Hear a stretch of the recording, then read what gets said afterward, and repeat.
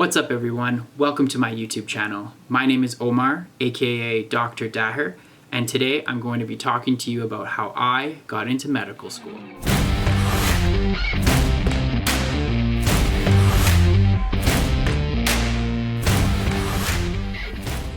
We're going to go through 5 different categories. The first is going to be my high school career and my involvement in high school.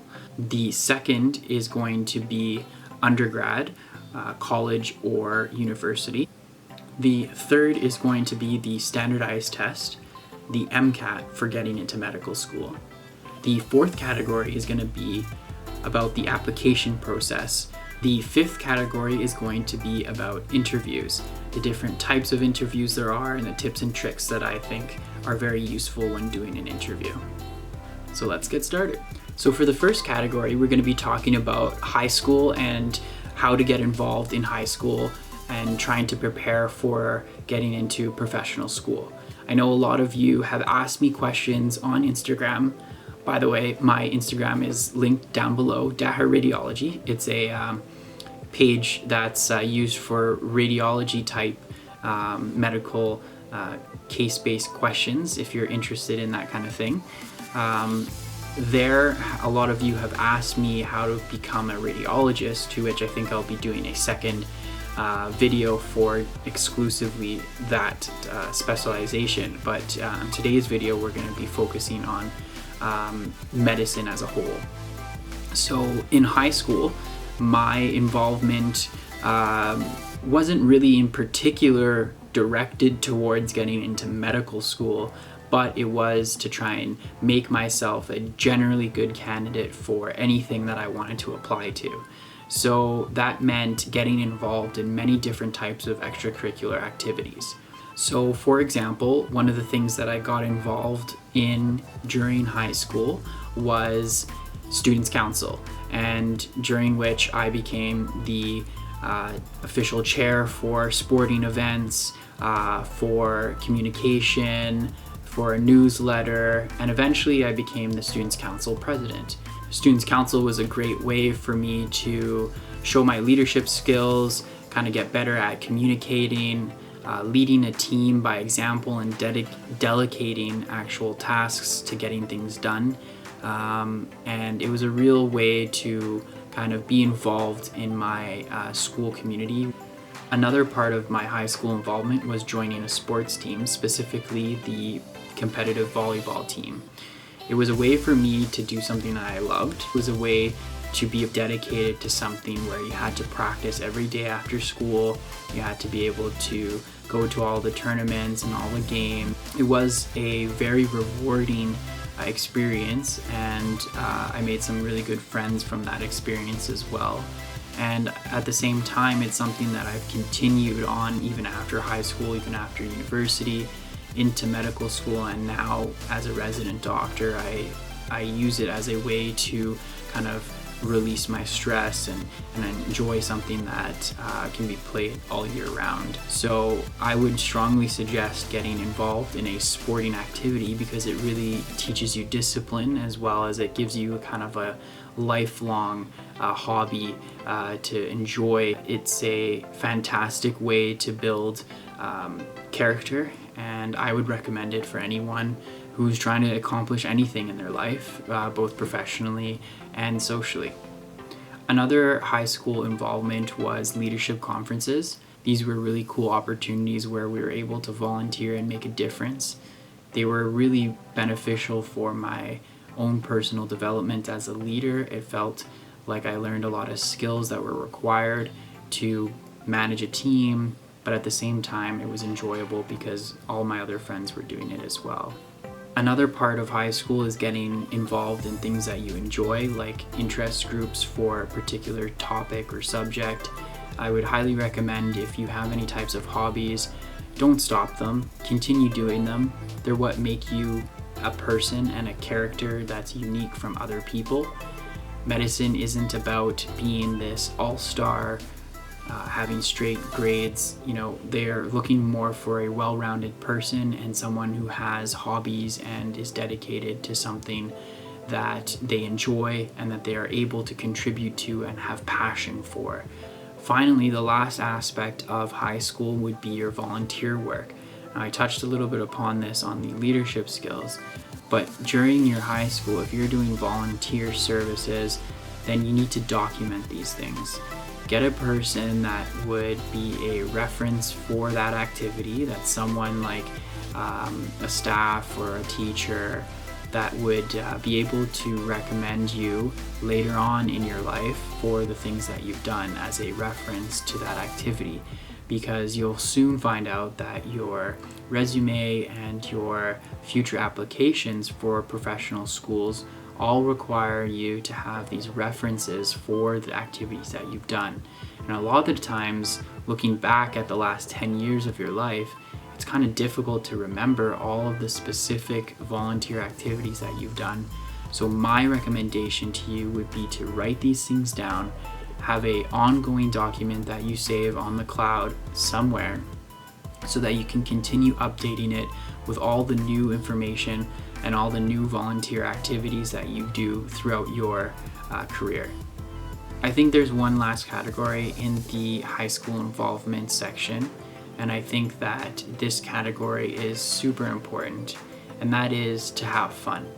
In high school, I know everyone is focusing on what they want to do, where they're going to go, and what's the next step for the 10 plus years of their life. And I think at that point, it's very overwhelming to really put yourself in a certain path or stream. And no, not every doctor knew they wanted to be a doctor in high school, nor did I. And I think that's okay. And I think that as long as you're working hard and still completing the requirements that are required to get into a program, then you're doing everything that's necessary. Other than that, you should be doing things that you enjoy and enjoying the process. Okay, so the next section that we're going to be talking about is undergrad. Whether that be a college degree, a university degree, wherever you're from, it's called something different, but basically post-secondary education. I did an honors bachelor in medical sciences, and I did that at Western University in Ontario, Canada. And I was basically able to do a very generalized medical sciences degree where I had all of the requirements to get into multiple types of professional schools.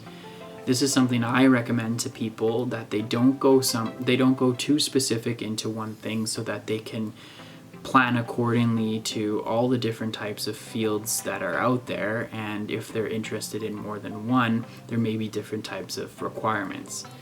Thankfully, medicine doesn't have too many prerequisites these days, but if you are trying to get into another professional school like pharmacy or dentistry, then there are very specific requirements sometimes to get into a particular school. So I would try and do things that allow you to have multiple prerequisites to get into different varying types of professional schools. That was my kind of ideology going into my undergrad, and thankfully I was able to succeed that way. Another aspect of my undergrad was the ability to get involved in interest groups. So just like in high school, this time focusing a little bit more on the career-oriented groups that I wanted to get involved in. So getting involved with the medical group, medical student interest group, and the dental school interest group were my two involvements in university, because those are the two things that I was considering doing. So I kind of got involved. I got to meet people of similar mind interests. I got to see what people were doing to prepare when they were writing their exams for entry into the standardized tests that we'll talk about shortly, when they were planning to take volunteer opportunities, when they were going to be writing their applications, the different types of applications there were out there, like Canadian schools versus American schools, and it was a whole realm of information that I didn't even know existed until I got involved in these interest groups. You know, getting into medicine is like this huge wealth of information that until you've gone through it, there aren't really a full A to Z resource of exactly what you should be doing, because none of that exists. It really is an individual experience, and the more people you talk to about it, the more of an idea of how you're going to approach your application is going to come to you. So it's really important to get involved in these interest groups to get different people's opinions and their perspectives to give you a better idea. On that note, another aspect of undergrad was the notorious browsing of the pre-med forms. Now, there are many pre-med forms out there, and some of which are really, really intense. They have a whole bunch of very experienced medical students, residents, pre-med students that seem to know about everything. Don't get too overwhelmed with these. I think these are a great resource if you're trying to find some information, but at the same time, they're a big black hole when it comes to, what you should be doing. Why haven't you done this already? And they can be pretty scary to the individual who is, already overstressed with trying to do well in their classes. Pre-med forms are a great resource if you're looking for past experiences, but remember that you don't always fit into those categories. And just because someone didn't get into medical school because they had a 4.0 GPA and perfect MCAT score, it doesn't mean you're not going to get in, because there are different circumstances for everybody. Back to doing things that you love. In undergrad, I continued doing what I enjoyed, playing volleyball. I also played some soccer. I really recommend doing the things that you enjoy, keeping it a part of your personality and your character. And again, you'll be able to use it in your applications, and I'll tell you a little bit more about how you can do that in the next section. You need to continue taking note of all your volunteer experiences. If you skip to this section and you didn't listen to the high school section, I basically said that all of the volunteer experiences that you do in your lifetime are super valuable, and you should have someone to reference those activities throughout your entire career. Jotting down everything that you do into a document that'll make your life so much easier when you apply for medicine or any professional school, because then you'll have a list of the activities and the volunteer work that you've done. No one remembers all of the small things that they've done in the past 10 years of their lives, so it's really important to take note. Finally, in your undergrad, try and do well in your courses. Now, that's obviously easier said than done, but of course, studying is a priority. Yes, medical school has a wide range of applications. You don't need to fit in any of those categories. You do, however, need to have a strong overall application. And part of that application is doing well in your undergrad courses. First and second year are really hard. Obviously, not everyone does perfectly well in those 2 years. So third and fourth year are also really important to kind of really increase your marks if you have to, or if you need those extra added averages. Buddy up with someone, study with others. It's really important. It helps you clear up what's going to be tested on your exams, and it gives you different perspective of some of the information that you think might not be even relevant. I obviously can't go over all of the different types of undergrad courses that you need to do well on, but I think you get the gist. And maybe if in the future people want more information on how to do well on university classes or undergrad in general, we can do something like that. The next section we're going to be talking about is standardized tests. So obviously, for getting into medical school, there's the MCAT. The MCAT is actually not required for all medical schools, and I think that's important to know. That being said, if you're applying somewhat recently to this video, then you will most likely have to write the MCAT to ensure that you have a fighting chance of getting into a medical school. So the MCAT has a whole bunch of resources, and you've probably heard all of them, from Princeton to Kaplan to just Khan Academy. There are so many resources. all of which will do what you need in terms of reviewing the different course material and what you would need to know to do well on the exam. However, again, probably can't talk about all of those individual things in one video, or else you'd be sitting here for hours and hours. But in general, I think the best way to do really well on standardized tests is to do it multiple times. That's my first hint.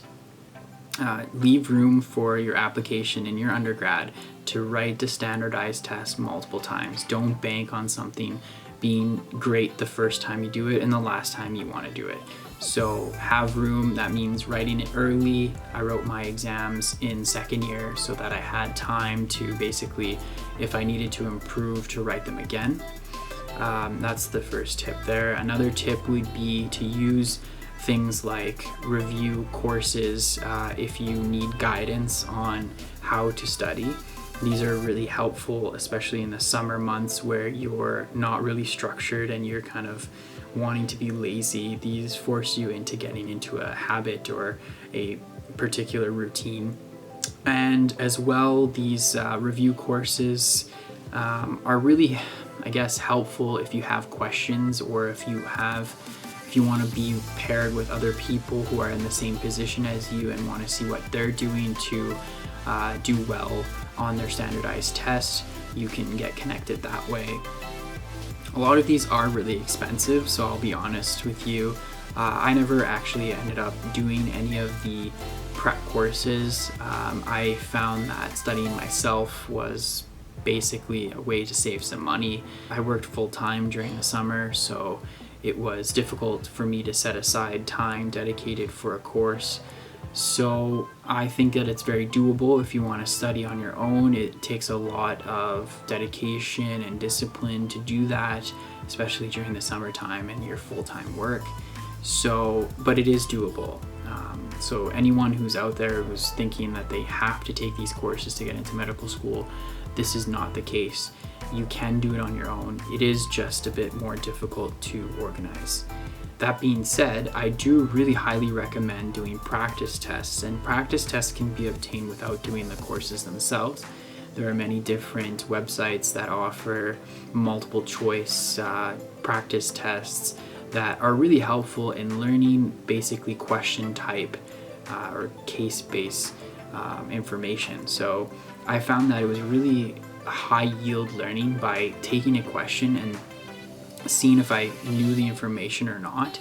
And it was a way to kind of test how well I knew how to read the question, which is not something you particularly do while studying. You may learn the information, but sometimes it's also about learning how they trick you or how the question is written such that it's not exactly clear. So I know that sounds very malicious, but I think that standardized tests are a little bit like that, in that they kind of skew the way the information is presented so that it really makes you critically think. So learning about how to write a test is probably one of the most important parts of writing a standardized test. Practice timing over and over again. Timing is so crucial and so key. You may know your information and feel very confident in that, but when it comes to a crunch time situation and you're being timed for the real thing, if you haven't practiced, it's gonna feel rushed. So practiced timed. Also, remember that your first 2 years of university hopefully are generalized and have a lot of the prereqs into getting into medical school. So use those 2 years notes. Have that fresh information in your mind. That's why I wrote mine in second year. Everything was nice and fresh, and I felt like that was really beneficial than some of my friends who waited until their third and fourth years, where the courses became just so much more specific and we kind of forgot about all that general chemistry and bio and physics stuff. So I recommend doing it earlier than later. Alright, so section 4 is applications. For your applications, they are very specific to what you're applying for, and in today's video we're going to be talking about medical school applications. So medical school requires a whole bunch of references. There's usually 3 of them if I remember correctly, And I remember using my past teachers and my past work supervisors for those references, because they were in capacity of knowing who I was and how I worked and how I performed in different quality traits. These are really important because it allows someone objectively to read about who you are as a person in different scenarios. So these are confidential in that when you send a referee your reference request, you never get to see that letter. So that's sent directly to the school for review and of your application. You never really get to see what's written inside of it. And that's obviously meant for confidentiality so that the person writing the letter can be honest about you.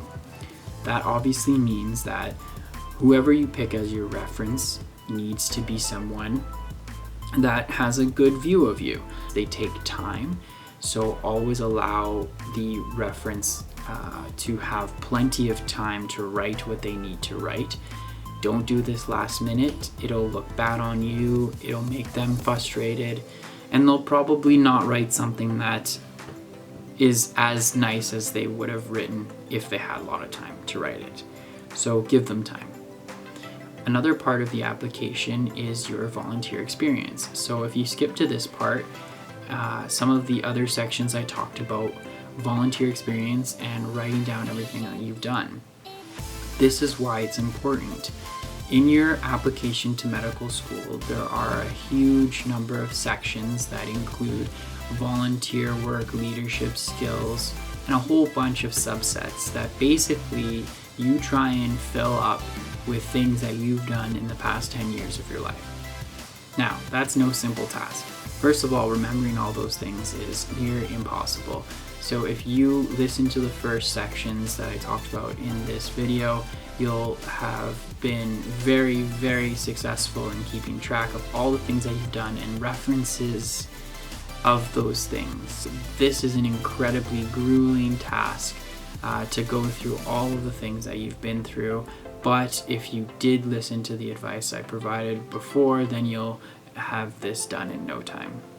Applications for medical school usually have some form of essay or some questions that are supplementary to the school that you're applying to that basically are trying to ask you questions as to why you want to come here, why you want to be a doctor. These questions should be edited.